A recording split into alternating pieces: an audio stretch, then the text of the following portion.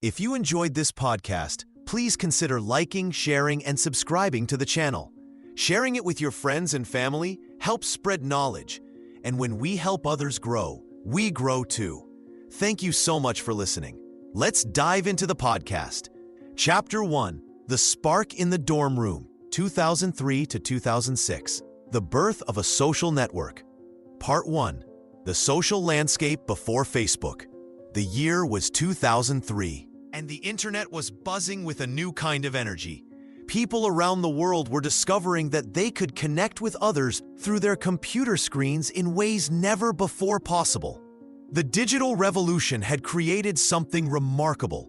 Online spaces where strangers could become friends and distant relationships could flourish. Friendster had been one of the first to capture this magic. Launched in 2002, it promised to help people expand their social circles through mutual connections. The idea was simple yet revolutionary. Your friends' friends could become your friends too. For a brief moment, Friendster seemed destined to change how humans connected. But as millions flocked to the platform, its servers buckled under the weight. Pages loaded painfully slowly, if at all. Users grew frustrated, watching spinning wheels instead of seeing their friends' profiles. While Friendster struggled with technical problems, MySpace emerged with a different approach. It offered something that felt more like creative expression than traditional networking. Users could customize their profiles with colorful backgrounds, music, and personal flair. MySpace became the Wild West of social media, where teenagers could reinvent themselves and bands could find their audience. Yet beneath its vibrant surface lay a fundamental problem. Nobody quite knew who they were talking to. Fake names and made-up personas were the norm rather than the exception. Meanwhile, Google had quietly launched Orkut, hoping to capture some of this social networking excitement. Despite Google's technical prowess, Orkut never gained real traction in the United States. It found success in Brazil and India, but its sterile design and limited features left many users cold. The platform felt more like a corporate experiment than a living community. Each of these platforms revealed something important about human nature in the digital age. People desperately wanted to connect online, to share their lives and discover others who shared their interests. They craved validation, friendship, and belonging in virtual spaces. Yet every existing solution fell short of delivering on this promise. The problems were becoming clear to anyone paying attention. Technical instability plagued most platforms, leaving users frustrated and disconnected at crucial moments. More importantly, the anonymity that defined early internet culture was creating a trust problem. When you couldn't be sure who you were really talking to, meaningful relationships became nearly impossible to build. Users wanted authenticity. They wanted to know that the person behind the profile was real, that their college classmate was actually their college classmate, that the friend request came from someone they might genuinely want to know. The existing platforms had proven that demand existed, but none had cracked the code of combining real identity with reliable technology and global reach. The stage was perfectly set for someone to solve these fundamental problems. The market had been educated about social networking's potential, but no one had delivered a truly satisfying experience. Anyone who could build a platform based on real identities, stable technology, and authentic connections would find millions of eager users waiting for them. Part 2. The FaceMash Incident at Harvard. Mark Zuckerberg sat in his Kirkland House dorm room on a cold October night in 2003, frustrated and looking for something to occupy his restless energy. Like many college students, he had been drinking, but unlike most, he possessed the programming skills to channel his impulses into something that would change his life forever. What started as a bitter reaction to romantic rejection would become the foundation for the world's largest social network. The idea for FaceMash came to him suddenly. Harvard's student directories, called Facebooks, contained photos of every student, but they were locked away in individual house databases. Zuckerberg decided to hack into these systems and create a website where people could compare students' photos side by side, voting on who was more attractive. It was crude, mean-spirited, and technically impressive all at once. Working through the night, Zuckerberg wrote code that would automatically pull photos from Harvard's servers. He created a simple interface that displayed two student photos with a question: who's hotter? Users could click on their choice, and the site would track the results using a ranking system similar to those used for chess tournaments. By dawn, FaceMash was live. The site spread through Harvard like wildfire. Students forwarded the link to their friends, who shared it with more friends. Within hours, hundreds of students were logging on to judge their classmates' appearance. The servers couldn't handle the traffic, and the site kept crashing from overwhelming demand. But every time it came back online, more people flocked to it. The reaction was swift and brutal. Female students were outraged that their photos had been stolen and used without permission for such a degrading purpose. Male students complained about being ranked unfairly. The administration took notice when the site's traffic began slowing down Harvard's entire network. Within days, Zuckerberg was hauled before the administrative board to face charges of violating security, copyright, and privacy policies. The controversy could have destroyed any hope of a future at Harvard. Students called him sexist and creepy. The administration threatened serious disciplinary action.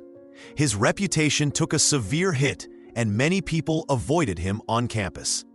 The site was shut down immediately, and Zuckerberg faced the possibility of expulsion. Yet something remarkable had happened during FaceMash's brief existence. Despite the outrage, students couldn't stop using it. The site had demonstrated an almost magnetic pull that revealed something profound about human nature and social behavior. People were fascinated by the idea of rating and comparing their peers, even as they publicly condemned it. More importantly, FaceMash had showcased Zuckerberg's technical abilities in ways that impressed even his critics. He had successfully infiltrated multiple secure databases, built a functional website overnight, and created a ranking algorithm that worked smoothly despite massive traffic. His programming skills were undeniable, even if his judgment was questionable. The incident also revealed Zuckerberg's instinctive understanding of what made digital experiences compelling. He grasped that people craved authentic connections to real people they knew, not anonymous interactions with strangers. The appeal of FaceMash wasn't just voyeurism. It was the thrill of engaging with actual classmates in a digital space. As the dust settled, Zuckerberg began to reflect on what had gone wrong and what had gone right. The negative reaction taught him that privacy and consent mattered deeply to users.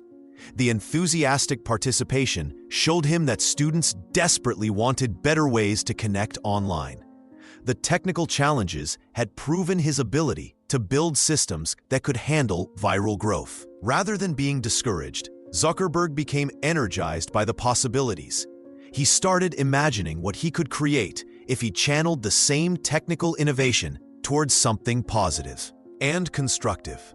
What if he could build a platform that captured people's desire for social connection without the cruelty and privacy violations? The scandal had brought him unwanted attention, but it had also demonstrated his potential to create something that people couldn't ignore. FaceMash had lasted only a few days, but its impact would linger much longer. It had planted the seeds for something bigger, something that could transform how people connected online while respecting their dignity and privacy. Zuckerberg was ready to build something that would prove his critics wrong and show the world what he was truly capable of creating. Part 3. The Birth of the Facebook, 2004. On a cold February night in 2004, Mark Zuckerberg sat hunched over his laptop in his Harvard dorm room. The sting of the FaceMash scandal still lingered, but it had taught him something valuable. People craved connection online, but they wanted it done right. No more stolen photos or mean-spirited comparisons. This time, he would build something that brought people together rather than tearing them apart. Zuckerberg wasn't working alone. Eduardo Saverin, his friend from economics class, agreed to handle the business side and provide initial funding. Dustin Moskovitz, his roommate and fellow computer science student, jumped in to help with coding. Chris Hughes, who understood people and communication better than most, would focus on how users experienced the platform. Together, they formed an unlikely but determined team in Kirkland House. They called their creation thefacebook.com. The name was simple and direct, borrowed from the printed directories that colleges used to help students identify their classmates. But this digital version would be far more powerful. Instead of static photos and basic information, it would let students create their own profiles, connect with friends, and share pieces of their lives. The design was deliberately clean and straightforward. White backgrounds, simple blue text, and easy navigation made it feel trustworthy and professional. Unlike the chaotic, cluttered profiles on MySpace or the unreliable connections on Friendster, the Facebook demanded real names and college email addresses. This wasn't a place for fake identities or anonymous trolling. It was about authentic connections between real people. On February 4, 2004, they flipped the switch. The site went live exclusively for Harvard students. You needed a harvard.edu email address to join, making it feel like a private club. This exclusivity wasn't accidental. Zuckerberg had learned from FaceMash that people wanted to connect with their actual peers, not random strangers across the internet. The response was immediate and overwhelming. Within 24 hours, over 1,000 Harvard students had signed up. They were creating profiles, uploading photos, and searching for classmates with an enthusiasm that surprised even Zuckerberg. Students would spend hours browsing through profiles, reconnecting with high school friends they'd lost touch with, and learning more about classmates they'd only seen in lectures. Word spread across campus like electricity. Students talked about the Facebook in dining halls, dorm rooms, and study groups.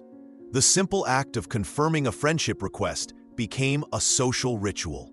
People checked the site multiple times a day, eager to see who had joined and what updates their friends had posted. Within 2 weeks, half of Harvard's undergraduate population had registered. The numbers kept climbing. Professors noticed students glancing at laptops during class, not to take notes, but to check their profiles. The platform had tapped into something fundamental about human nature, the desire to see and be seen, to belong and connect. Other universities began reaching out. Students at MIT, Stanford, and Yale were hearing about this Harvard-only social network and demanded access. The exclusivity that had made it special was now creating pressure to expand. Zuckerberg realized he had built something that could grow far beyond Cambridge. The success revealed a crucial insight about human behavior online. People didn't want anonymous chaos or fake personas. They wanted authentic connections with people they actually knew or could potentially know. The Facebook had created a digital mirror of real social networks, making it feel both familiar and revolutionary. This early triumph set the stage for everything that would follow. The platform had proven its concept and demonstrated massive demand. Now the question wasn't whether it would succeed, but how far it could go. Part 4: The Winklevoss Challenge and the Lawsuit. The early success of the Facebook attracted more than just admiring users. Behind the scenes, a storm was brewing that would test the young company's foundation and shape its future approach to competition. Cameron and Tyler Winklevoss, twin brothers from Harvard's rowing team, watched Facebook's explosive growth with growing frustration. Alongside their business partner Divya Narendra, they believed Zuckerberg had stolen their concept for a social networking site they called Connect You. The twins had approached Zuckerberg months earlier, asking him to help build their vision of a Harvard networking platform. They claimed he had strung them along, taking their ideas while secretly developing his own competing product. To them, Facebook looked suspiciously similar to what they had described. The situation quickly escalated from angry emails to formal legal action. Zuckerberg found himself fighting a battle on two fronts. While trying to scale Facebook rapidly, he now faced depositions, legal fees, and the constant threat of an injunction that could shut down the platform entirely. The lawsuit painted him as a thief who had betrayed classmates' trust for personal gain. Media coverage grew harsh, questioning whether Facebook's founder was a visionary entrepreneur or an opportunistic code thief. The legal pressure was intense. The Winklevoss brothers weren't ordinary opponents. They came from wealth, had excellent lawyers, and possessed the determination of elite athletes. They sought not just money, but validation that their original idea had been stolen. The case dragged on for years, consuming time and energy that Zuckerberg desperately wanted to focus on building his company. Yet something unexpected happened during this prolonged battle. Instead of breaking under pressure, Zuckerberg seemed to sharpen his competitive edge. The lawsuit became a catalyst that hardened his resolve to build faster and stronger than anyone else. He realized that in the brutal world of tech startups, ideas were common, but execution was everything. The controversy taught him that success would always attract challengers, and only those who moved quickest would survive. The case eventually settled for $65 million in cash and Facebook stock, a massive sum that validated the Winklevoss claims while allowing Facebook to move forward. But the real impact went deeper than money. The lawsuit established a pattern that would define Facebook's corporate culture: aggressive growth, fierce protection of market position, and an unwillingness to let competitors gain ground. This early legal battle also raised fundamental questions about innovation and ownership that would follow Facebook throughout its history. Where did inspiration end and theft begin? How much similarity was too much in the digital world? These questions would resurface as Facebook grew larger and faced accusations of copying or crushing other platforms. The Winklevoss challenge marked Facebook's transition from innocent startup to hardened competitor.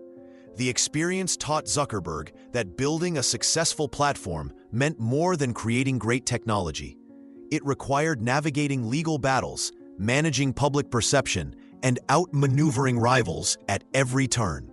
Part 5. From Harvard to Silicon Valley, meeting Sean Parker and Peter Thiel. The legal battles had taught Zuckerberg that success in Silicon Valley required more than brilliant code. It demanded the right connections, serious capital, and strategic guidance. The solution came in the form of an unexpected mentor who would reshape Facebook's destiny.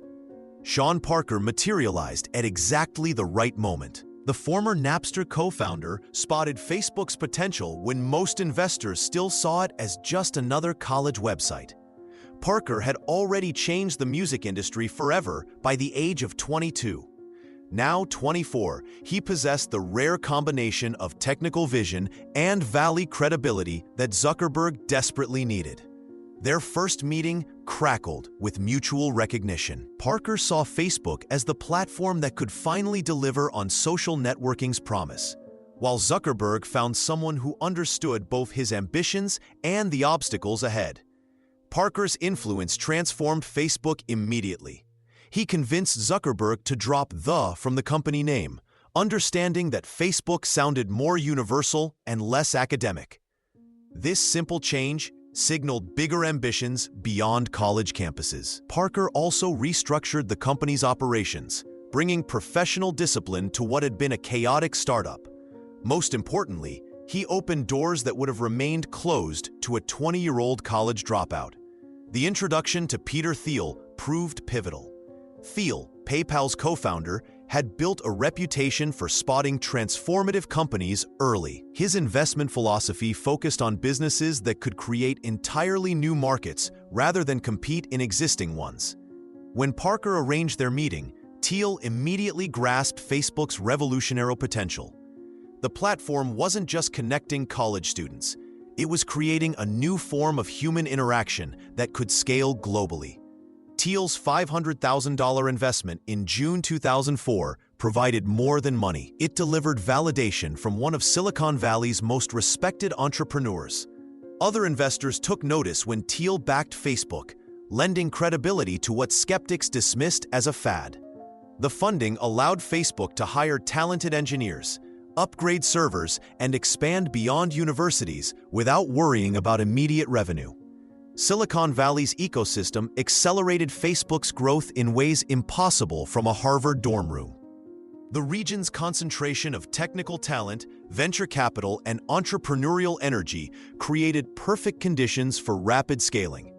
Zuckerberg absorbed lessons from successful startups while avoiding the mistakes that destroyed others. The competitive environment pushed Facebook to innovate constantly, knowing that rivals could emerge overnight. The transformation from college project to professional company required painful adjustments. Eduardo Saverin, Facebook's original business manager, found himself increasingly marginalized as Parker and Thiel's influence grew. The casual atmosphere of the early days gave way to serious strategic planning and professional operations. These changes created tensions, but also positioned Facebook for the massive growth ahead. By late 2004, Facebook had evolved from a dorm room experiment into a properly funded Silicon Valley startup with serious backing. The combination of Zuckerberg's vision, Parker's industry knowledge, and Thiel's capital created a powerful foundation. Facebook was ready to move beyond universities and challenge established players like MySpace for dominance of the emerging social networking market. Chapter 2: The World Signs On, 2006 to 2012. From Startup to Global Power. Part 1: Opening the Gates. High schools, workplaces, and everyone else. Mark Zuckerberg stood at a crossroads in 2005. Facebook had conquered college campuses across America. But the walls of academia suddenly felt confining rather than protective.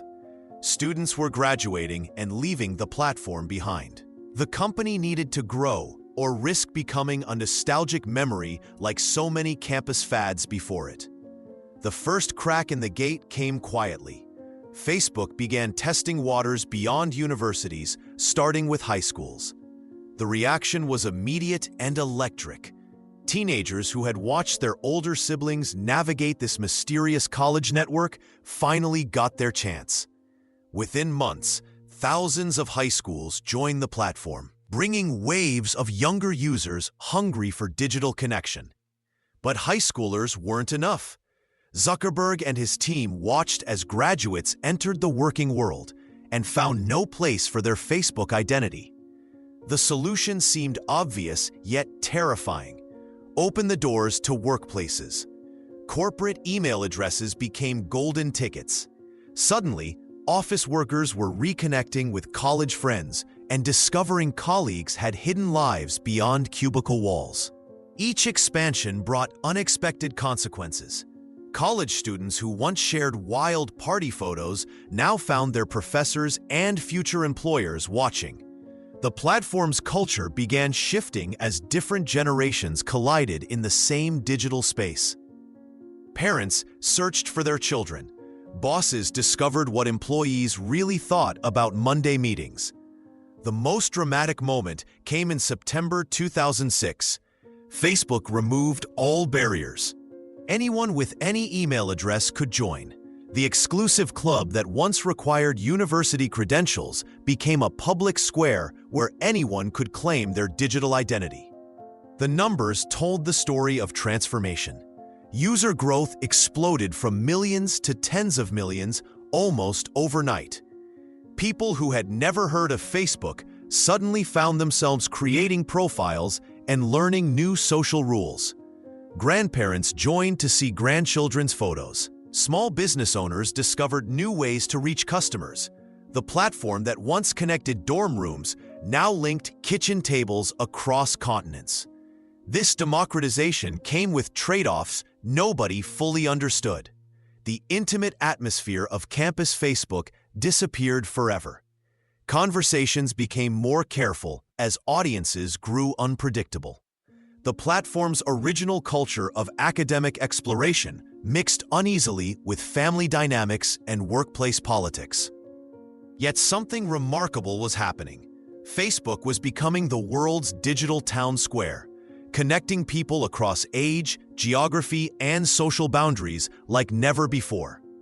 Every new user brought friends, family members, and colleagues, creating cascading waves of growth that seemed unstoppable. By opening the gates completely, Facebook had made an irreversible choice. It was no longer a startup serving a niche market. It had become infrastructure for human connection itself. The question now was whether this young company could handle the massive responsibility it had just assumed. Part 2. The Newsfeed Revolution, 2006. Mark Zuckerberg sat in Facebook's Palo Alto office on September 5, 2006, knowing he was about to make the most controversial decision of his company's young life. His team had spent months building something they called Newsfeed, a live stream of everything your friends were doing on Facebook that would appear the moment you logged in. The idea seemed simple enough. Instead of manually checking each friend's profile for updates, users would see a constantly refreshing list of status changes, photo uploads, and relationship updates all in one place. Every poke, every new friendship, every changed relationship status would flow through this digital river of information. When Facebook flipped the switch that Tuesday morning, the reaction was immediate and furious. Within hours, angry messages flooded the company's inbox. Students across college campuses organized protest groups with names like Students Against Facebook Newsfeed. Users complained that Facebook had turned them into unwilling spies, forcing them to see intimate details about acquaintances they barely knew. The backlash was unlike anything the company had faced. Zuckerberg watched nervously as hundreds of thousands of users joined protest groups within days. They felt violated, claiming Facebook had crossed a line by making private behaviors suddenly visible to everyone. The feature seemed to strip away the natural barriers that had always existed in human relationships. But something curious happened as the weeks passed. Despite the angry complaints, people kept using Newsfeed. They couldn't stop scrolling through the updates about their friends' lives. The feature had tapped into something fundamental about human nature: the desire to stay connected and informed about the people who mattered to them. Facebook's data told the real story. User engagement shot up dramatically. People were spending more time on the site, checking back more frequently throughout the day. The fear of missing out on important updates kept them returning again and again.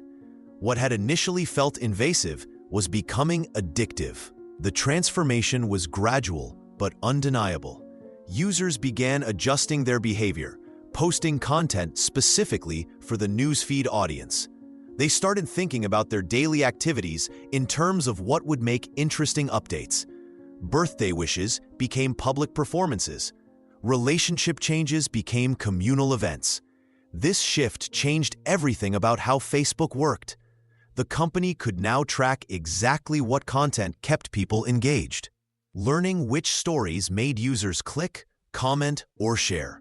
This data became the foundation for targeted advertising, allowing businesses to reach specific audiences with surgical precision. Newsfeed had accidentally solved Facebook's biggest challenge: how to keep millions of users actively engaged. By creating an endless stream of social information, the company had built the perfect mechanism for holding human attention. What began as a simple feature had become the engine that would power Facebook's transformation into a global media empire. The controversy faded as users adapted to this new reality. Privacy expectations shifted as people grew comfortable sharing their lives in real time. Facebook had successfully trained its users to live more publicly, setting the stage for a culture where personal moments became public content and social connection became a constantly streaming performance. Part 3. Defeating Rivals: The Decline of MySpace. By 2006, MySpace ruled the social media world like an unchallenged king. With over 100 million users, It had become the place where teenagers decorated their digital bedrooms with glittery graphics and blasting music. Everyone from garage bands to major celebrities used MySpace to connect with fans. The platform felt like a wild digital playground where creativity ran free. But Facebook had different ideas about what social media should become. While MySpace let users turn their profiles into chaotic collages of colors, fonts, and auto-playing songs, Facebook maintained a clean, uniform look. Mark Zuckerberg insisted that real names mattered more than flashy usernames. His team believed people wanted authentic connections, not digital costume parties. The contrast became stark as users began switching sides. Facebook's simple blue and white design made it easy to find what you needed quickly. MySpace pages often took forever to load because of all the customization. Users started complaining that MySpace felt cluttered and confusing.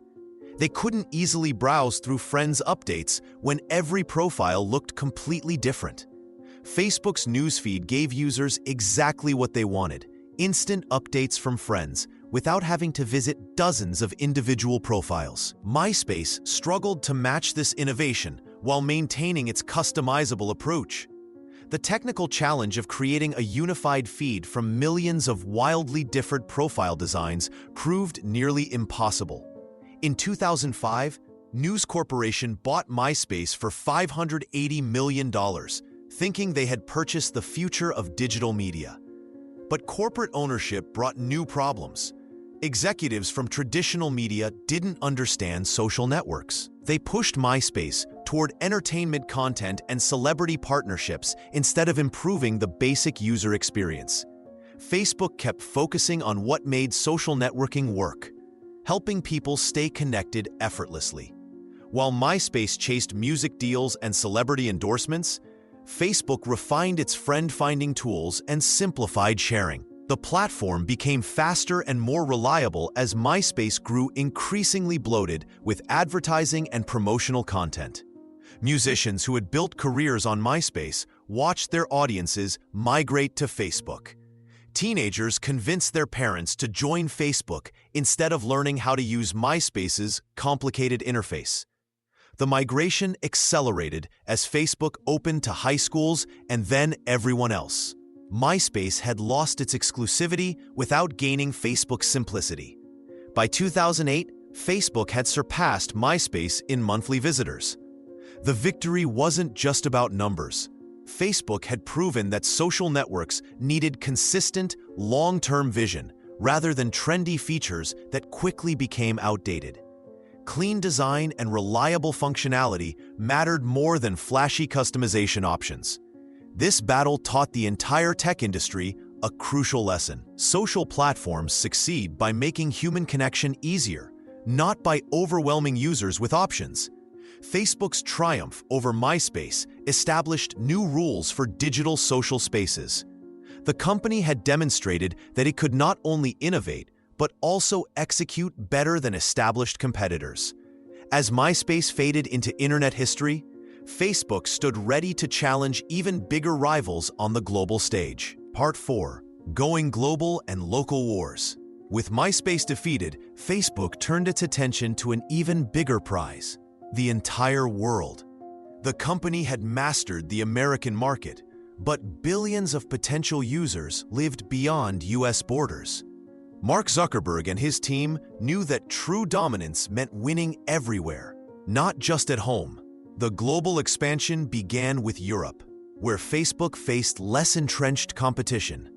British and German users joined quickly. Part 5. The IPO and the $100 billion moment, 2012. In May 2012, Facebook faced its biggest test yet. After 8 years of explosive growth, the company prepared to go public on the stock market. Wall Street watched with intense curiosity as this social media platform claimed it was worth $100 billion. The number seemed impossible to many seasoned investors. How could a website where people shared photos and status updates be worth more than established giants like Ford or McDonald's? Facebook had connected nearly 1 billion people worldwide, but turning those connections into consistent profits remained an open question. Mark Zuckerberg knew the skeptics had a point. While Facebook generated revenue through advertising, the company still struggled to prove it could make serious money from mobile users. Most people now accessed Facebook through their phones, but mobile ads were clunky and generated far less income than desktop advertising. Despite these concerns, excitement built toward the IPO date. Investment banks scrambled to get shares for their biggest clients. Regular investors dreamed of getting rich quick by betting on the next big technology stock. Media coverage reached fever pitch as reporters analyzed every detail of Facebook's business model. The morning of May 18th arrived with unprecedented anticipation. Facebook stock would begin trading on the Nasdaq exchange with the symbol FB. But technical problems struck immediately. The exchange's computers couldn't handle the massive volume of trading orders. Delays plagued the opening, confusing investors and traders alike.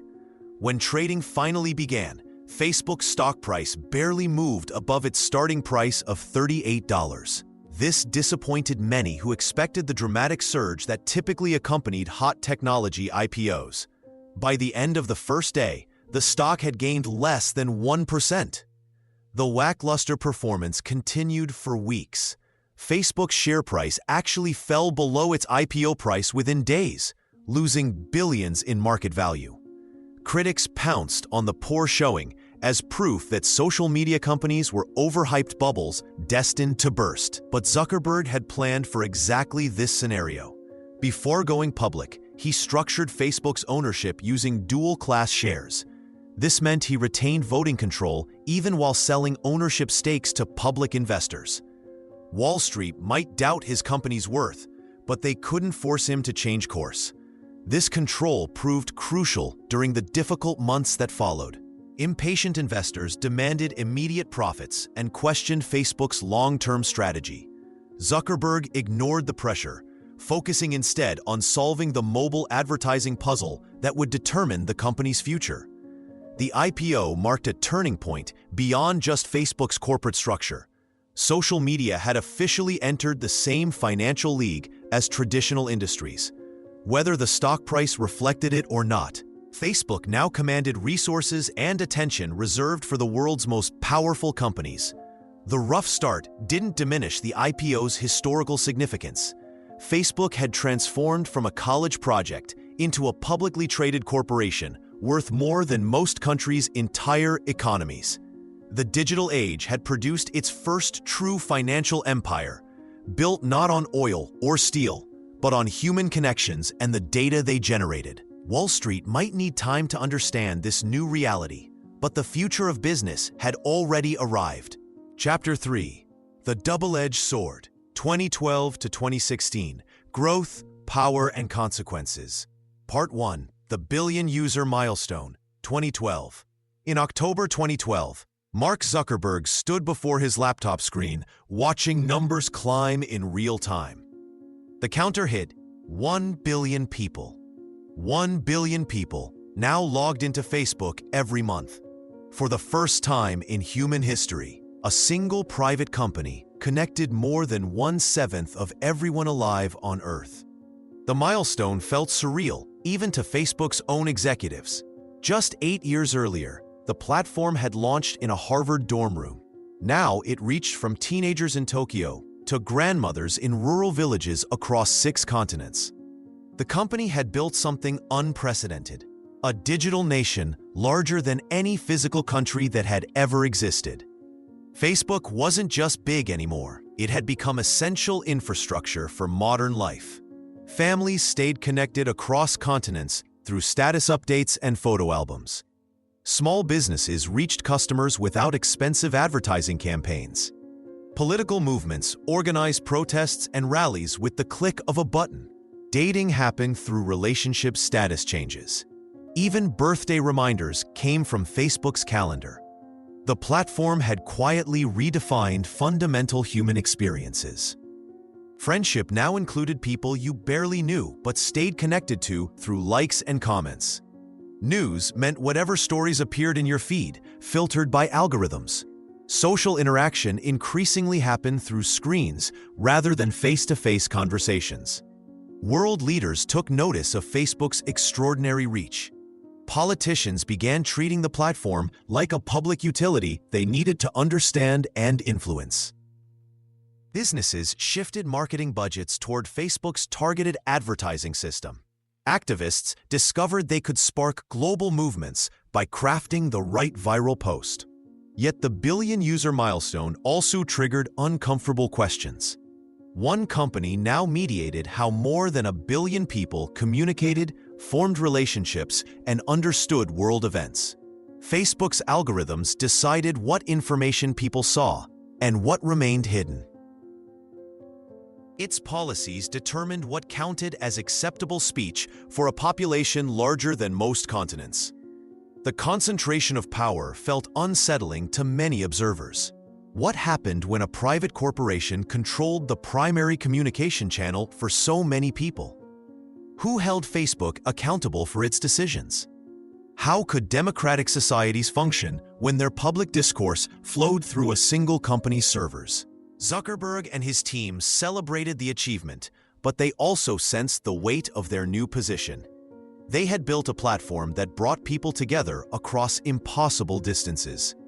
They had created new ways for human beings to connect and share experiences.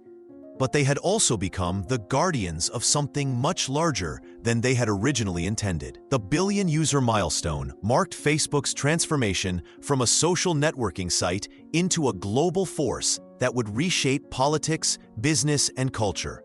The company now stood at the center of debates that would define the digital age. How much power should any single platform hold? What responsibilities came with connecting so much of humanity? The celebration would soon give way to much harder questions about corporate responsibility and democratic governance in the digital era. Part 2. Acquiring Instagram 2012 and WhatsApp 2014. As Facebook basked in the glow of reaching 1 billion users, Mark Zuckerberg was already looking ahead, sensing danger on the horizon. The mobile revolution was changing everything, and new competitors were emerging with apps designed specifically for smartphones. Young people were starting to drift away from Facebook's main platform, gravitating toward newer, more visual ways of sharing their lives. Instagram posed the most immediate threat. The photo-sharing app had exploded in popularity, especially among teenagers and young adults who found Facebook increasingly cluttered with their parents and older relatives. Instagram offered something Facebook couldn't: a clean, simple way to share beautiful moments without the noise of status updates and lengthy posts. Kevin Systrom and Mike Krieger had built something magical with just 13 employees, and it was growing at a pace that made even Facebook's early days look slow. Zuckerberg made a decision that shocked Silicon Valley. In April 2012, he offered to buy Instagram for $1 billion in cash and stock. The price seemed astronomical for a company with no revenue and barely a dozen employees. Critics called it reckless spending, a desperate move by a company afraid of losing its youth audience. Wall Street analysts questioned whether a photo app was really worth more than many established corporations. But Zuckerberg saw what others missed. Instagram wasn't just a photo app, it was the future of social sharing. Mobile phones were becoming primary cameras, and people wanted to share moments instantly, beautifully, and simply. By acquiring Instagram, Facebook could maintain its grip on visual social networking while learning how to build truly mobile-first experiences. The Instagram purchase proved to be just the beginning. 2 years later, Zuckerberg set his sights on an even bigger target: WhatsApp. The messaging app had quietly become essential infrastructure in countries around the world, particularly where expensive text messaging plans made traditional SMS prohibitively costly. In Brazil, India, and across Europe, WhatsApp had replaced phone calls and text messages as the primary way people communicated. Jan Koum and Brian Acton had built WhatsApp on a simple promise: reliable messaging without ads, games, or gimmicks. Users paid a small annual fee for a service that just worked. The app's growth was staggering, adding millions of new users every month as smartphones spread globally. When Facebook announced its $19 billion acquisition of WhatsApp in February 2014, The reaction was even more intense than the Instagram deal. $19 billion for a messaging app seemed beyond comprehension. It was more than Facebook had paid for anything, more than most companies were worth entirely. Yet Zuckerberg's logic was sound. WhatsApp controlled the messaging infrastructure for much of the developing world. As these markets grew wealthier and more connected, controlling how people communicated would be invaluable. The acquisition wasn't just about users, it was about owning the pipes through which human conversation flowed. These two purchases revealed Zuckerberg's evolving strategy. Rather than compete with every new social platform, Facebook would buy the most promising ones. This approach neutralized potential threats while expanding Facebook's empire beyond its original blue and white website. Instagram and WhatsApp would remain separate apps, but they would be part of a larger ecosystem that Zuckerberg controlled.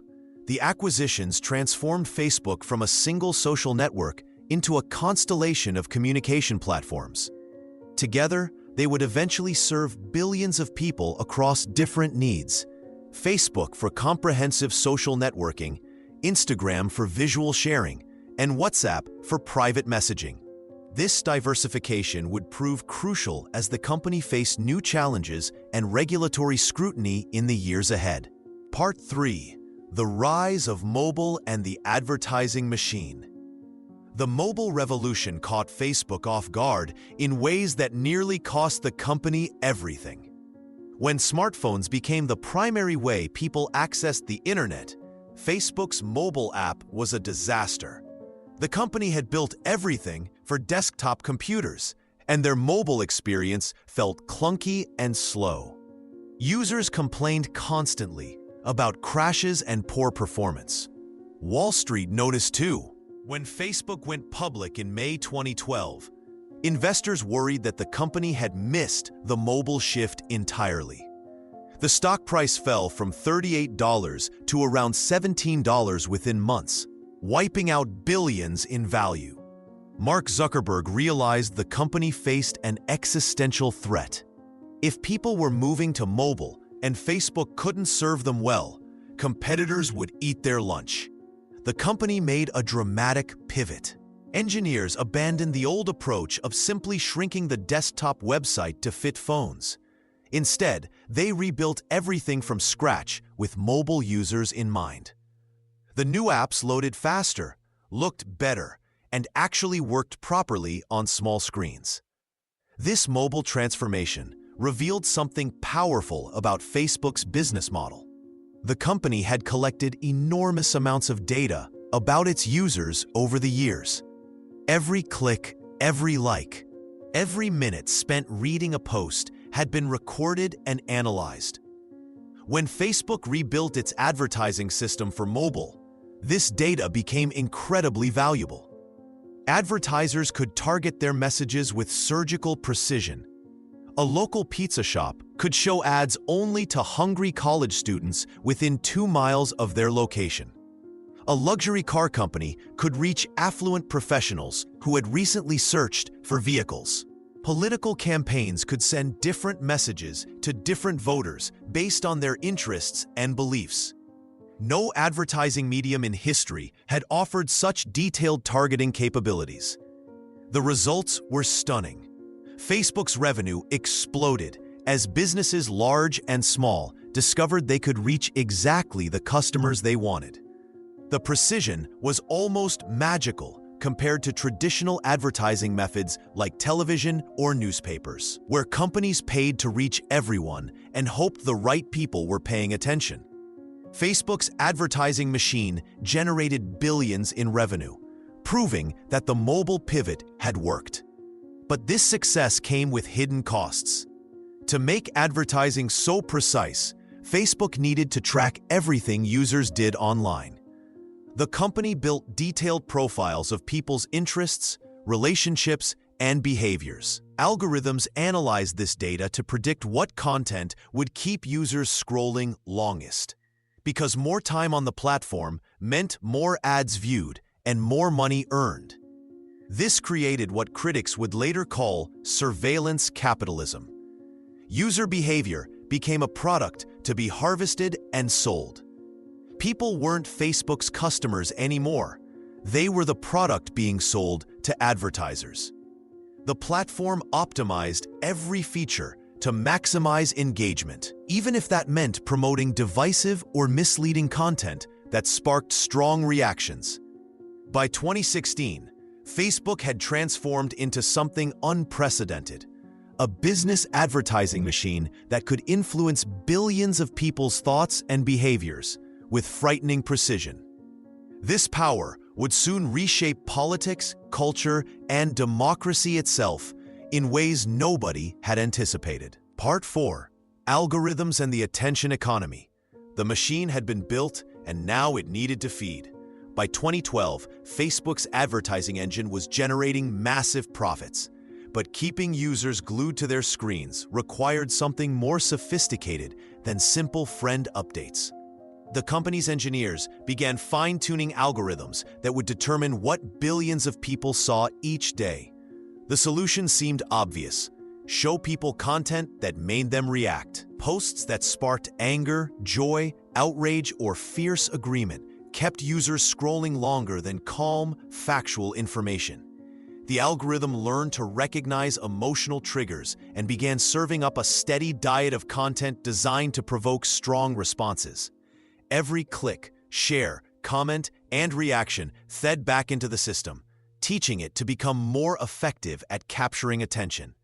This created what Facebook executives called the attention economy. Success was no longer measured by whether information was accurate or helpful, but by how long people stayed on the platform. The longer users scrolled, the more ads they saw, and the more money Facebook earned. It was brilliantly effective and deeply problematic. The algorithm began rewarding content creators who could generate the strongest reactions. Sensational headlines outperformed nuanced reporting. Extreme political views gained more visibility than moderate positions. Conspiracy theories spread faster than careful journalism. The system wasn't designed to promote misinformation, but it accidentally created perfect conditions for it to thrive. Users found themselves in feedback loops they didn't understand. The more someone engaged with political content, the more political content they saw. The algorithm created echo chambers, showing people information that confirmed what they already believed while filtering out opposing viewpoints. Without realizing it, Facebook was reshaping how millions of people understood the world around them. Inside Facebook, engineers celebrated their success. User engagement soared. People spent hours each day on the platform. Advertisers loved the results they were getting. Stock prices climbed steadily, but some employees began raising uncomfortable questions about what they were building. The platform was changing human behavior in profound ways. People became addicted to the constant stream of notifications and updates. Mental health experts noticed increases in anxiety and depression, particularly among teenagers.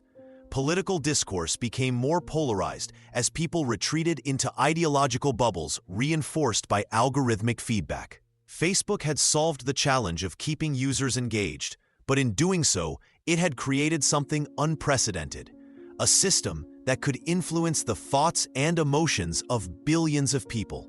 The company now faced a dilemma that would define its future. The same algorithms driving its profits were also driving division, misinformation, and social unrest. By 2016, this system was ready to face its biggest test. A contentious presidential election would reveal just how powerful Facebook's influence had become, and how dangerous that power could be in the wrong hands. Part 5. The 2016 U.S. Presidential Election. The 2016 presidential election became Facebook's moment of reckoning. What began as a platform for connecting friends had transformed into something far more powerful and dangerous. As Americans prepared to choose their next president, foreign adversaries saw an opportunity in Facebook's vast reach and sophisticated targeting tools. Russian operatives launched a systematic disinformation campaign through the platform. They created fake accounts, established phony activist groups, and purchased thousands of targeted advertisements designed to sow discord. These weren't random posts, but carefully crafted messages aimed at America's most divisive issues. They promoted opposite sides of debates about race, immigration, and gun rights, often organizing competing rallies in the same cities. The operation was breathtakingly sophisticated. Russian agents used Facebook's own advertising tools to identify and target vulnerable communities. They could reach specific demographics with surgical precision, sending one message to conservative voters in Ohio and a completely different message to liberal voters in California. The platform's algorithm, hungry for engagement, eagerly amplified the most inflammatory content because it generated the most clicks, comments, and shares. Meanwhile, domestic political actors discovered Facebook's power for their own purposes. Campaign operatives and partisan media outlets flooded the platform with misleading headlines, doctored images, and outright fabrications. Stories claiming the Pope endorsed Donald Trump or that Hillary Clinton sold weapons to ISIS spread faster than wildfire, reaching millions of users who shared them without verification. Facebook's executives initially dismissed concerns about their platform's role in spreading misinformation. Mark Zuckerberg famously called the idea that fake news on Facebook influenced the election pretty crazy. The company's leadership seemed genuinely surprised that their engagement-focused algorithms had become weapons in an information war. But as journalists and investigators dug deeper, the scope of Facebook's influence became undeniable. The platform hadn't just hosted political discussions, it had fundamentally shaped them. Millions of Americans received their news primarily through Facebook, where sensational lies often performed better than careful journalism. The company's own internal data revealed that false stories spread 6 times faster than true ones. Congressional investigations revealed disturbing details. Russian content had reached over 126 million Americans during the election period. The Internet Research Agency, a Russian troll farm, had spent just $100,000 on Facebook ads, yet generated billions of impressions. Their fake pages had attracted millions of followers, sometimes more than legitimate news organizations. Facebook found itself at the center of a national crisis of trust. The platform that had promised to connect the world and democratize information had instead become a vehicle for foreign interference and domestic manipulation. Questions arose that would haunt the company for years. How could a private corporation wield such influence over democratic processes? What responsibility did Facebook bear for the content flowing through its systems? The election's aftermath marked the end of Facebook's era of uncritical growth and the beginning of its most challenging period. The company that had celebrated reaching billions of users now faced a harsh reality. With great power came great responsibility, and they had been woefully unprepared for both. Chapter 4: Crisis and Reckoning, 2016 to 2019. Trust Erodes. Part 1: The Cambridge Analytica Scandal, 2018. The storm that would shake Facebook to its foundation began with a seemingly routine data harvesting operation. In 2014, a British consulting firm called Cambridge Analytica had partnered with an academic researcher to collect Facebook data through a personality quiz app. What seemed like innocent research turned into something far more sinister. The app asked users to answer personality questions, but it did more than analyze their responses. It secretly gathered data from not just the quiz takers, but also from all their Facebook friends. This wasn't a small breach. Through this method, Cambridge Analytica collected personal information from over 87 million Facebook users without their knowledge or consent. Cambridge Analytica then used this massive trove of personal data to build detailed psychological profiles of American voters. They analyzed people's likes, posts, and behaviors to predict their political leanings and emotional triggers. During the 2016 presidential election, they used these profiles to target voters with carefully crafted political advertisements designed to influence their voting decisions. Facebook knew about this data harvesting as early as 2015. The company asked Cambridge Analytica to delete the improperly obtained information, but they never verified that the deletion actually happened. For years, Facebook remained silent about this massive breach of user privacy, even as questions swirled about foreign interference in American elections. The truth finally exploded into public view in March 2018. Whistleblower Christopher Wiley, a former Cambridge Analytica employee, revealed the full scope of the scandal to journalists. His testimony painted a disturbing picture of how personal data had been weaponized to manipulate democratic processes. The public reaction was swift and furious.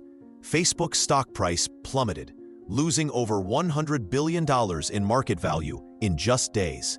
Users felt betrayed, discovering that their private information had been harvested and used to influence them without their knowledge. The hashtag #DeleteFacebook began trending as angry users abandoned the platform en masse. Government officials across the globe demanded answers. Lawmakers who had previously celebrated Facebook as an American success story now viewed it as a threat to democracy itself. The scandal revealed how Facebook's business model, built on collecting and monetizing user data, had enabled this exploitation to happen. Mark Zuckerberg, who had always positioned himself as a champion of connecting people and democratizing information, suddenly found his company branded as a danger to the very democracy it claimed to serve. The scandal exposed how Facebook's loose oversight of third-party developers had created massive vulnerabilities that bad actors could exploit. This crisis marked a turning point. Facebook was no longer seen as an innovative platform bringing the world together. Instead, it became a symbol of corporate irresponsibility and the dangers of unchecked technological power. The Cambridge Analytica scandal would trigger a wave of investigations, hearings, and regulatory scrutiny that would fundamentally change how society viewed social media companies and their role in democratic society. Part 2. Fake news, hate speech, and global crises. As the Cambridge Analytica revelations settled into public consciousness, an even more disturbing reality emerged from Facebook's global operations. The platform that connected nearly 3 billion people worldwide was amplifying violence and hatred in ways that shocked even its harshest critics. In Myanmar, Facebook had become the primary means of communication for millions. But the platform's algorithms, designed to maximize engagement, began promoting the most inflammatory content about the Rohingya Muslim minority. Military officials and nationalist groups discovered they could spread hatred faster than ever before. False stories claiming Rohingya people were terrorists spread like wildfire through Facebook groups and pages. The consequences were horrific. Entire villages were burned. Hundreds of thousands of Rohingya people fled to Bangladesh as refugees. UN investigators later concluded that Facebook had played a determining role in the genocide. The company's own internal reports, revealed years later, showed executives knew about the problem but failed to act quickly enough. Meanwhile, in India, Facebook's largest user base was experiencing similar chaos. Fake videos showing child kidnappers sparked mob violence across the country. Innocent people were beaten to death by crowds who believed false stories circulating on Facebook and WhatsApp. During one particularly brutal period, lynchings occurred almost weekly, each triggered by viral misinformation. The pattern repeated across the developing world. In Sri Lanka, false rumors on Facebook fueled anti-Muslim riots. In Brazil, fabricated stories influenced elections. Across Africa, ethnic tensions flared as hate speech spread through Facebook's recommendation systems. The root problem was painfully obvious. Facebook had expanded globally at breakneck speed, but invested little in understanding local languages, cultures, or conflicts. The company employed thousands of content moderators for English posts, but only handfuls for languages spoken by hundreds of millions. Automated systems designed to detect hate speech worked poorly in non-English languages, if at all. Facebook's algorithms made everything worse. The system rewarded content that generated strong reactions, whether positive or negative. Posts that made people angry or afraid got more comments, shares, and engagement. The algorithm learned to show users more of this inflammatory content, creating a feedback loop of outrage and division. Company executives initially dismissed these problems as growing pains. They insisted Facebook was merely a neutral platform where people shared information. But this defense became impossible to maintain as bodies piled up and refugees fled across borders. The comfortable myth that technology companies could remain neutral while their systems shaped human behavior was crumbling. Facebook wasn't just hosting conversations anymore. Its algorithms were actively deciding what billions of people saw, thought about, and acted upon. These crises marked a fundamental shift in how the world viewed Facebook. The company could no longer hide behind claims of being just a technology platform. It had become a media company, a political force, and in some cases, an accomplice to violence. The question was no longer whether Facebook should take responsibility for the content on its platform, but how quickly it could transform its systems before more people died. Part 3. Congressional hearings and Zuckerberg's testimony. The stage was set for a moment unlike any in Silicon Valley history.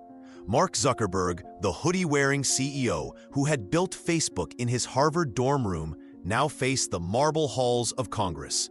The year was 2018, and his company was bleeding trust after Cambridge Analytica and Myanmar.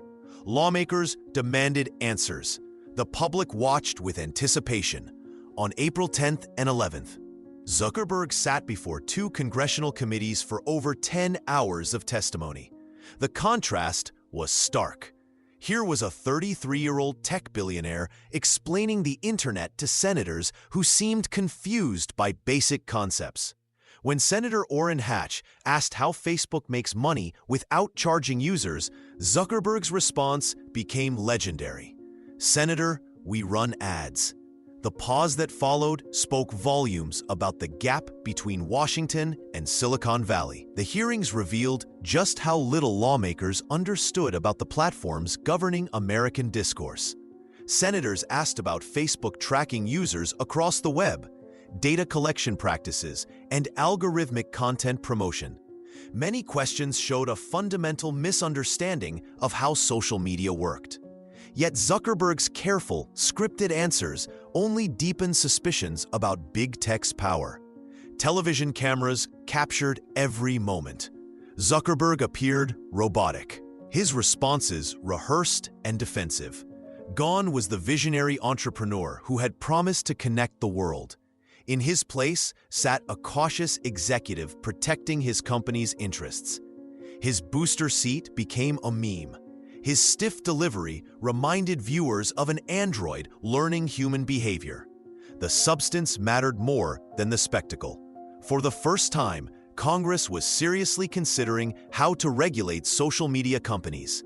Discussions about data privacy, content moderation, and monopoly power filled the hearing rooms. European regulators had already passed strict privacy laws. American lawmakers now faced pressure to act. Zuckerberg promised reform. He spoke of hiring more content moderators, improving data security, and being more transparent about advertising. But his commitments felt hollow to critics who had heard similar promises before. The hearings exposed how reactive Facebook's approach had become. Instead of preventing problems, the company seemed perpetually apologizing for them. The global audience watching these hearings saw something profound. The man who controlled information flow for billions of people was being held accountable by elected officials who barely understood his technology. This moment crystallized fears about tech companies operating beyond democratic oversight. It showed how traditional governance struggled with digital age monopolies. Public opinion shifted decisively during those 2 days. Zuckerberg's approval ratings plummeted. Users began questioning what data Facebook collected and how it was used. The #DeleteFacebook movement gained momentum. Trust, once Facebook's most valuable asset, became its scarcest resource. The hearings marked Zuckerberg's transformation from tech hero to corporate villain in many minds. His company's problems were no longer growing pains, but systemic failures requiring fundamental change. As the camera stopped rolling and senators filed out, one thing was clear: Facebook could never again claim to be just a neutral platform. The era of accountability had begun. Part 4. Employee Revolts and Internal Debates.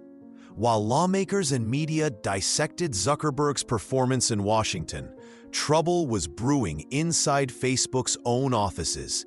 The company that had always prided itself on moving fast and taking risks was suddenly facing something it had never encountered before: widespread employee rebellion. The cracks first appeared in internal chat rooms and company forums. Engineers who had joined Facebook to change the world began questioning whether they were actually making it worse. Software developers found themselves arguing with their managers about whether certain features should exist at all. The company's internal discussion boards, once filled with excited talk about new products, became battlegrounds over ethics and responsibility. The catalyst came when news broke about Facebook's partnership with data firms and its handling of political content. Employees discovered that their own company had been less transparent with them than they expected. Internal emails leaked to the press showed workers expressing frustration with leadership's priorities. One engineer wrote that the company seemed more concerned with defending its business model than addressing real harm. The debates split along predictable lines. Some employees argued that Facebook was a neutral platform that shouldn't decide what people could say or see.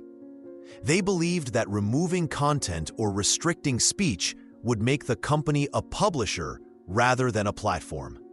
Others countered that Facebook's algorithms actively promoted certain content, making neutrality impossible. They pointed to real violence that had been incited through the platform. The arguments grew heated during company meetings. Engineers who had once focused purely on technical problems found themselves wrestling with philosophical questions about free speech and social responsibility. Product managers discovered that their features might be used to spread misinformation or target vulnerable people. The work that had once seemed straightforward became morally complex. Several high-profile employees began speaking out publicly. Some quit and wrote blog posts explaining their decisions. Others stayed but organized internal protests and petitions. The company's famous weekly Q&A sessions with leadership became tense affairs, where employees challenged executives' responses to crises. Morale surveys showed growing dissatisfaction. Recruiting became harder as potential hires asked tough questions about the company's values. Some teams struggled to function as members disagreed about their projects. Ethical implications. The collaborative culture that had powered Facebook's growth was fracturing under the weight of external criticism and internal doubt. Management tried various approaches to address the unrest. They held ethics training sessions and hired philosophers to help think through difficult decisions. They created new review processes for sensitive content and established oversight boards. But many employees felt these measures were too little, too late. The internal revolt revealed that Facebook's problems ran deeper than public relations or regulatory compliance. The company's culture had been built around rapid growth and user engagement. Now employees were questioning whether those goals aligned with being a responsible global platform. The divide between idealistic workers and growth-focused leadership became impossible to ignore, setting the stage for fundamental changes in how the company operated. Part 5. Move Fast and Break Things ends. The writing was already on the wall. After years of defending Facebook's rapid innovation culture, Mark Zuckerberg finally admitted what employees and critics had been saying all along. The famous motto that had driven the company since its early days was no longer sustainable. In 2019, Facebook quietly retired "Move Fast and Break Things." This wasn't just about changing a slogan. The phrase had been the heartbeat of Facebook's DNA since 2009. Engineers wore it on t-shirts. Managers used it to justify risky product launches. Executives quoted it when explaining why Facebook could adapt faster than competitors. The motto captured everything Silicon Valley promised: innovation without permission, disruption as virtue, speed as competitive advantage. But the broken things had become too costly to ignore. Elections had been manipulated. Genocide had been fueled. Democracy itself seemed under threat. What sounded exciting in a startup conference room looked reckless when applied to 3 billion users worldwide. The company that once celebrated breaking things now faced congressional hearings about what it had broken. Zuckerberg replaced the old motto with something far less inspiring: move fast with stable infrastructure. The new phrase sounded like corporate speak designed by lawyers. Gone was the rebellious energy that had attracted young programmers who wanted to change the world. Instead came the language of compliance, safety reviews, and risk management. The shift reflected Facebook's painful evolution from disruptor to establishment. The company now employed thousands of content moderators, policy experts, and safety engineers. Product launches required extensive review processes. New features went through security audits and privacy assessments. The freewheeling culture that had built Facebook was suffocating under the weight of responsibility. This transformation divided the workforce. Old-timers mourned the loss of the company's pioneering spirit. They remembered when small teams could launch features affecting millions of users overnight. Now, everything required committees, approvals, and careful coordination. The process felt bureaucratic and slow. Newer employees, however, welcomed the change. They had joined Facebook during its crisis years and understood that public trust required deliberate action. They saw the old motto as arrogant and dangerous. For them, moving fast with stability meant taking responsibility seriously. The motto's death marked more than cultural change. It represented Facebook's reluctant acceptance that it could no longer operate as a scrappy startup. The company had become too powerful, too influential, and too dangerous to maintain its early recklessness. Government regulators were watching. Media scrutiny was constant. Public patience had run out. As Facebook prepared to rebrand itself entirely, the abandoned motto served as a reminder of what the company had lost. The days of pure innovation were over. The age of accountability had begun, whether Facebook was ready or not. Chapter 5: Reinvention as Meta, 2020 to 2025. The Gamble on the Future. Part 1: Pandemic Era and the Digital Reliance Surge. When the pandemic hit in March 2020, the world changed overnight. Suddenly, billions of people found themselves locked in their homes, separated from friends, family, and colleagues. In this moment of global crisis, Facebook became something it had never quite been before: essential infrastructure for human connection. Office workers logged into Facebook Workplace to stay connected with colleagues. Grandparents joined video calls on Facebook Messenger to see their grandchildren. Small business owners used Facebook pages to reach customers when their physical stores closed. WhatsApp became the primary way for families to share updates about health and safety. The platform that had once been criticized as a distraction now felt like a lifeline. The numbers told the story dramatically. Daily users spiked to record highs. Video calling increased by over 100% in some regions. Facebook groups became virtual classrooms, support networks, and community bulletin boards. People who had never used social media suddenly found themselves depending on it for everything from grocery delivery updates to medical advice. But this surge in usage revealed a dangerous problem. As people turned to Facebook for information about the virus, vaccines, and safety measures, the platform became a breeding ground for misinformation. False claims about COVID-19 treatments spread faster than scientific facts. Anti-vaccine conspiracy theories found eager audiences among worried parents and skeptical communities.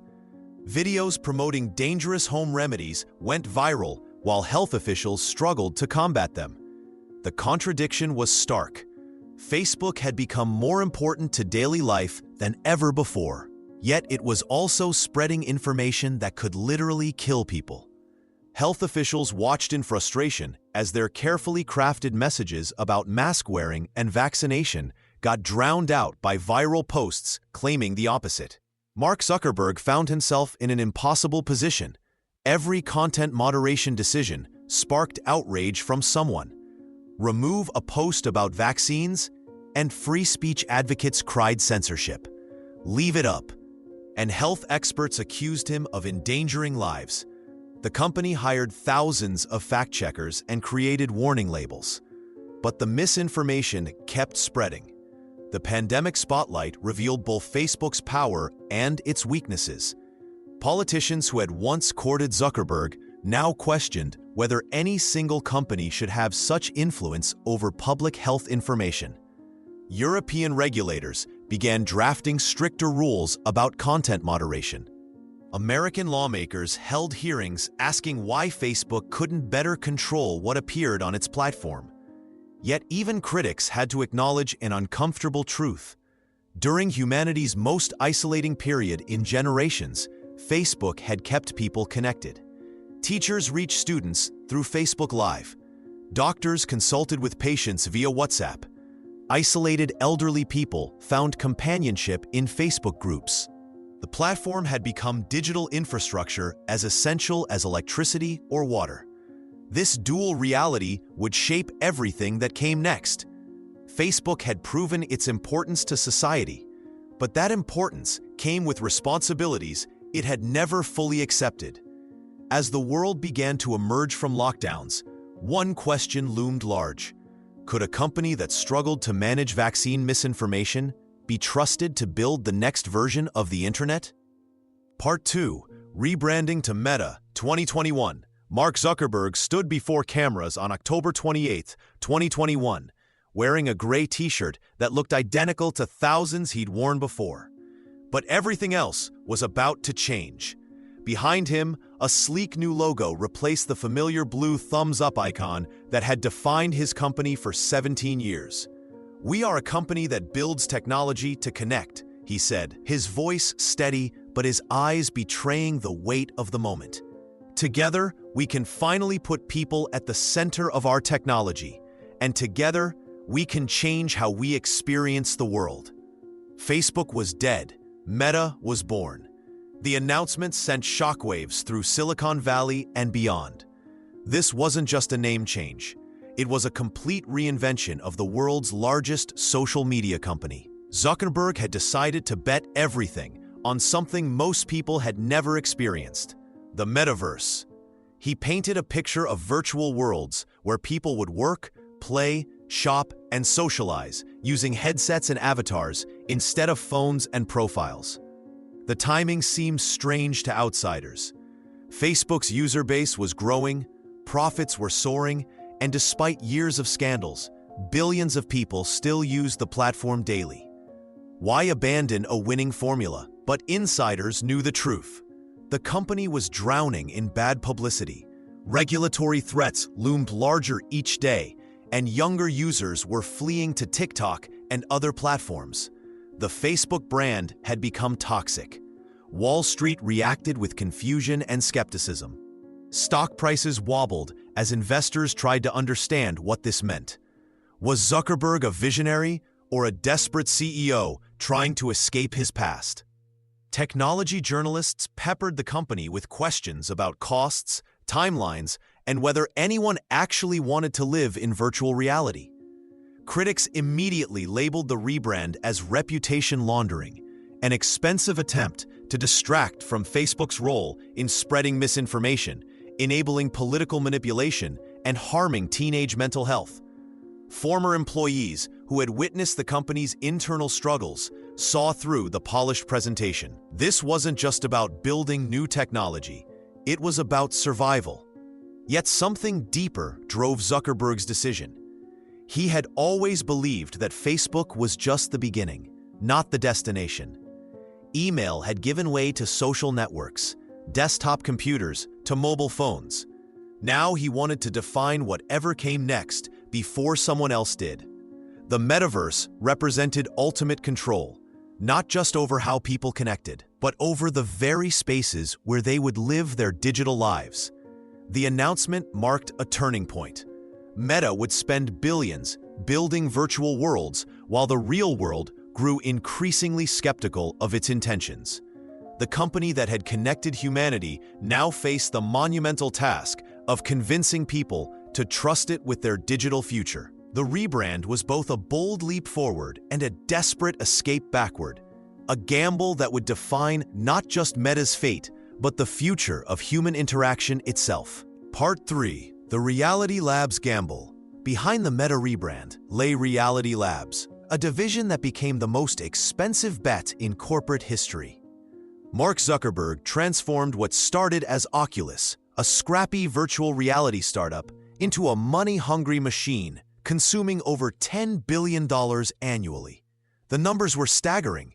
Every quarter, Reality Labs burned through billions while generating only modest revenue from headset sales. The Oculus Quest headsets represented the best of what Meta could achieve.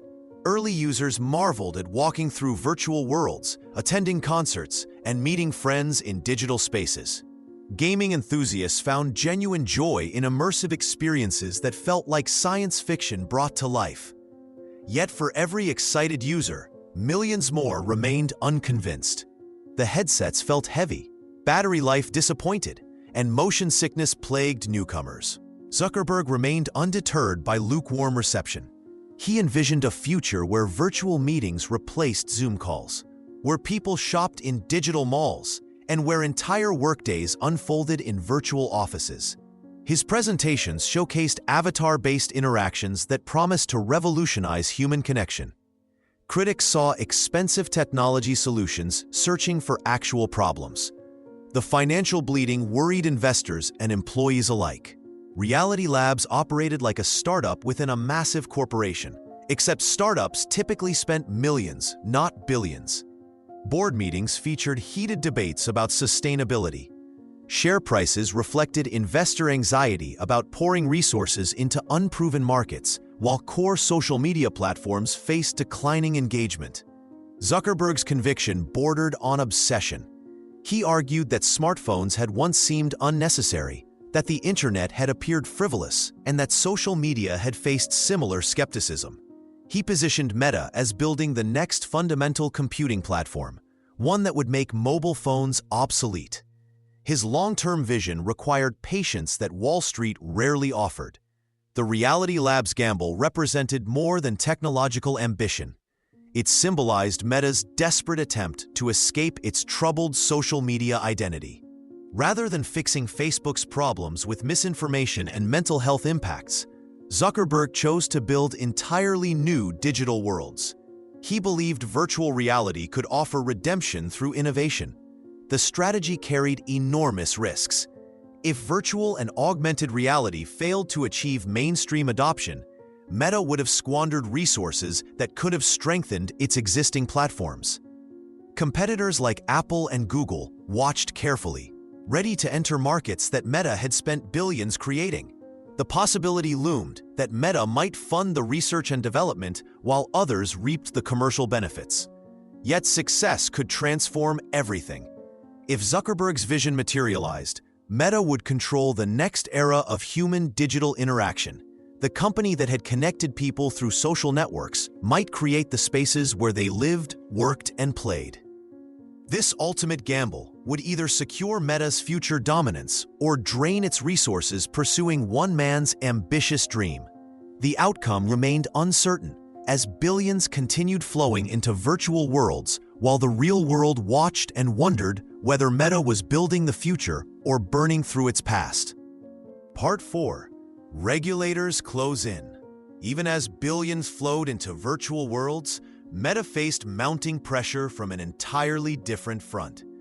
Government regulators across multiple continents began treating the tech giant not as an innovative company, but as a potential threat to democratic competition and sovereignty.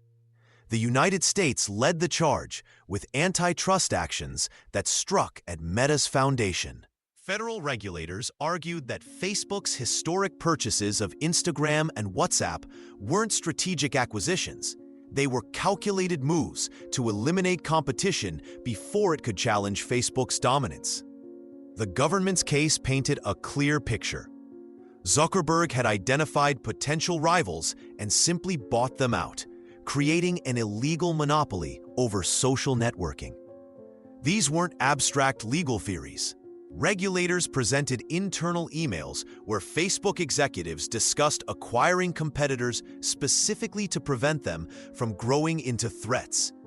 The evidence suggested Meta had systematically purchased its way to market dominance rather than earning it through superior products. Europe took a different but equally aggressive approach. The General Data Protection Regulation transformed how Meta could collect and use personal information. European regulators imposed massive fines when Meta failed to meet privacy standards, treating the company as a foreign entity that needed strict oversight rather than a welcome business partner. Countries like India and Australia escalated tensions further by challenging Meta's control over their citizens' data and communication. These governments demanded that Meta follow local laws about data storage and content moderation, rejecting the idea that an American company could operate beyond their regulatory reach.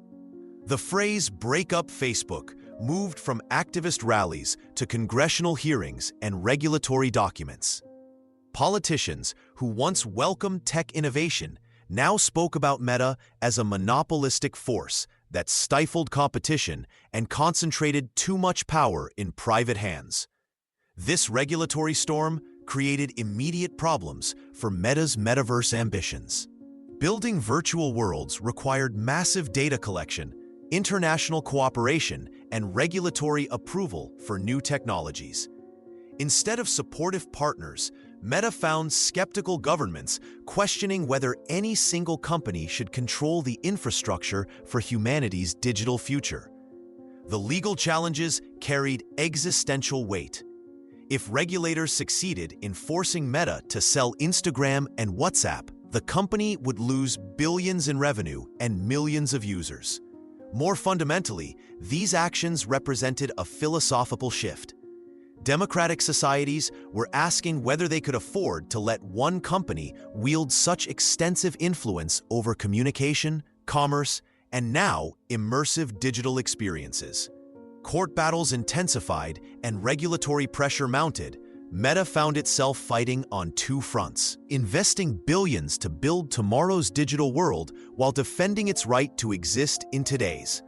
The company that had once operated with minimal oversight now faced the possibility that governments might reshape or dismember it before Zuckerberg's metaverse vision could prove itself viable. Part 5. The Struggle for the Future. The air inside Meta's headquarters felt thick with uncertainty by 2025. Facebook's once vibrant campus now buzzed with whispered conversations about declining user numbers and fierce competition. Young people were abandoning the platform that had once defined their digital lives, flocking instead to TikTok's endless scroll of bite-sized videos. The numbers told a stark story. Teens who had grown up on Facebook were now treating it like their parents' social network, something outdated and irrelevant. Mark Zuckerberg walked through the Reality Labs division, watching engineers work on prototypes that cost billions but generated little revenue. Virtual reality headsets sat on demo tables, impressive to experience, but still too clunky for mainstream adoption. The company was bleeding money on his metaverse vision, while competitors chipped away at its core business. Apple's ecosystem increasingly locked out Meta's services, while new Twitter-like platforms emerged daily, each promising to fix social media's problems. Employee morale had hit troubling lows. Staff who had once proudly worn Meta hoodies now questioned whether they were building the future or clinging to the past. Talented engineers were leaving for startups or competitors, taking with them years of institutional knowledge. Those who remained often felt caught between two worlds, maintaining the aging Facebook infrastructure that still generated billions, and pouring resources into virtual reality experiments that might never pay off. Investors grew increasingly restless during quarterly calls. They had watched Zuckerberg pour over $10 billion annually into Reality Labs, while competitors gained ground in areas Meta had once dominated. Short videos, live streaming, and mobile-first experiences were reshaping social media. Yet Meta's response felt sluggish and reactive. Stock prices reflected this uncertainty, swinging wildly with each earnings report and competitive threat. Public trust remained Meta's most persistent challenge. Despite rebranding efforts and promises of change, many users still associated the company with privacy violations and misinformation. Governments continued pressing for more regulation, while competitors painted themselves as cleaner alternatives. Every product launch faced skepticism about data collection and corporate motives. Yet Zuckerberg persisted in framing these challenges as growing pains rather than existential threats. He spoke of building bridges to digital futures, creating immersive worlds where people could work, play, and connect in unprecedented ways. His vision extended beyond fixing current problems to fundamentally reimagining human interaction through technology. Whether this represented visionary leadership or stubborn denial remained hotly debated within the company. Meta stood at a crossroads that would define not just its future, but potentially the entire trajectory of digital communication. The company had successfully transformed from a college networking site into global infrastructure. But could it survive another metamorphosis into something entirely new?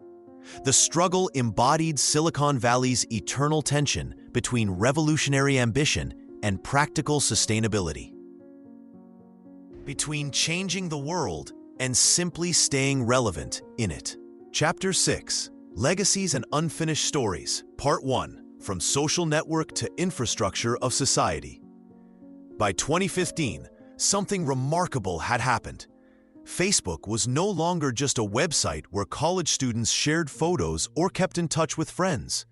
It had quietly become the backbone of how billions of people experienced the world. The transformation happened gradually, then suddenly. In Egypt, protesters organized revolutions through Facebook events. Small business owners in rural America discovered their entire customer base lived on the platform. Grandparents found themselves dependent on it to see photos of grandchildren. Birthday reminders, news updates, and even emergency alerts flowed through its channels. Facebook had evolved into something unprecedented, a private company that functioned like public infrastructure. Much like electricity or running water, people barely noticed it until it stopped working. When Facebook went down for 6 hours in 2021, entire economies paused. Businesses lost sales. People felt disconnected from reality itself. This transformation revealed a startling truth about modern life. A single company, run by a small team in California, now mediated how 3 billion people communicated, learned about world events, and formed opinions. Political campaigns rose and fell based on Facebook's algorithm changes. Entire industries depended on its advertising platform to survive.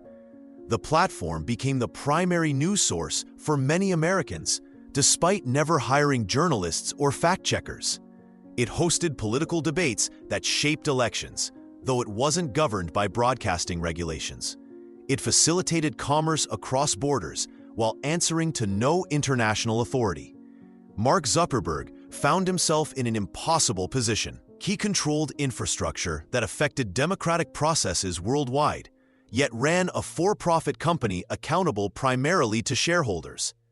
When Myanmar's military used Facebook to incite genocide against Rohingya Muslims, or when Russian operatives manipulated American elections through the platform, questions emerged. Should such power rest in private hands? Facebook's executives insisted they were merely providing neutral technology. Critics argued this was naive at best, deceptive at worst. Every design choice, from the newsfeed algorithm to the reaction buttons, shaped human behavior at massive scale. There was nothing neutral about systems that influenced billions of minds daily. The company's decisions now carried geopolitical weight.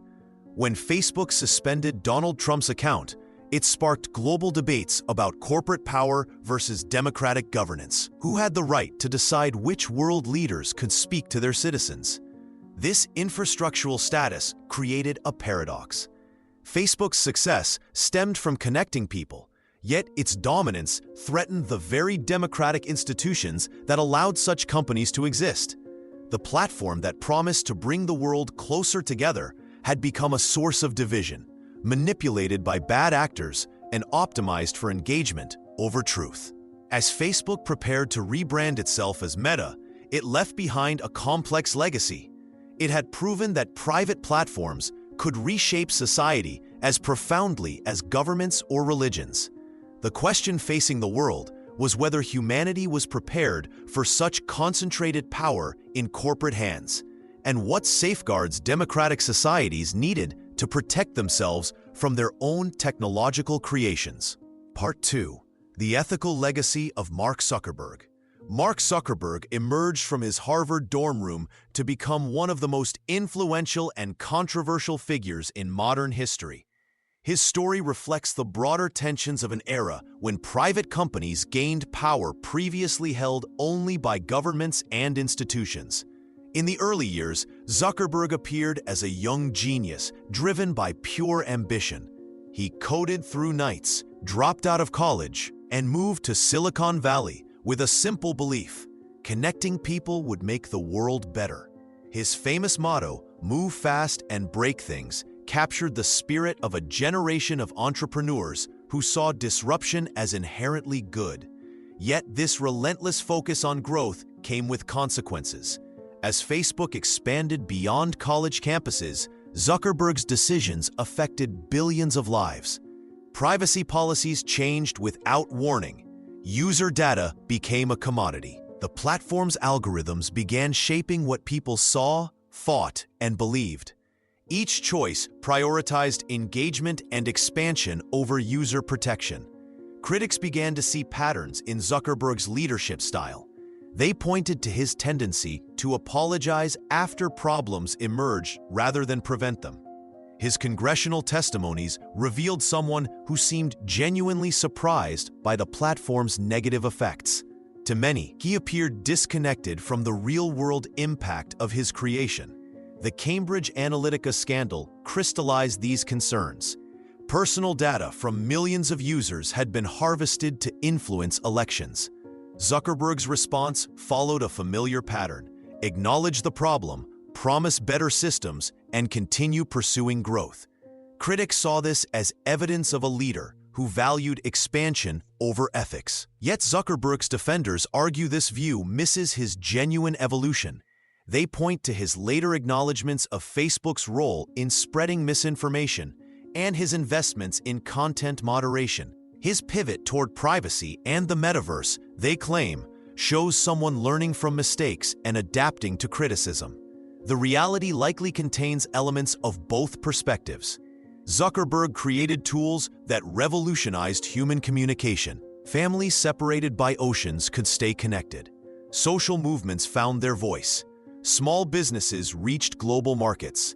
These achievements represent genuine progress. Simultaneously, his platform became a vehicle for election interference, genocide incitement, and democratic polarization.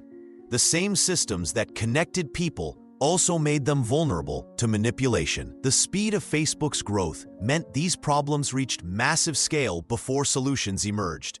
Zuckerberg's legacy embodies Silicon Valley's fundamental paradox: the belief that technology companies can improve humanity while operating as profit-driven businesses. His story raises questions about whether any individual should wield such influence over global communication. As Meta pursues virtual reality and the metaverse, Zuckerberg continues evolving. Whether history judges him as a visionary who transformed human connection or an empire builder whose system threatened democracy, may depend on how successfully he applies lessons from Facebook's turbulent journey to his next ambitious project. Part 3. Meta and the Techno-Utopian Dream. Mark Zuckerberg's journey from college entrepreneur to one of history's most scrutinized tech leaders set the stage for his boldest reinvention yet. As Facebook faced mounting criticism over privacy breaches, political manipulation, and societal harm, Zuckerberg made a dramatic announcement in late 2021. The company would rebrand as Meta and pivot toward building the metaverse, a collection of virtual worlds where people could work, play, and socialize through digital avatars. This pivot represented more than corporate strategy. It embodied Silicon Valley's deepest belief that technology could solve humanity's greatest challenges. The metaverse vision promised to transcend physical limitations, create new forms of human connection, and build digital societies free from real-world constraints. Zuckerberg spoke of virtual offices where remote workers felt truly present with colleagues, digital spaces where creativity had no boundaries, and social experiences that surpassed anything possible in person. The techno-utopian dream has driven Silicon Valley since its inception. From personal computers democratizing information to smartphones connecting the world. Tech leaders consistently promise that their innovations will create better futures.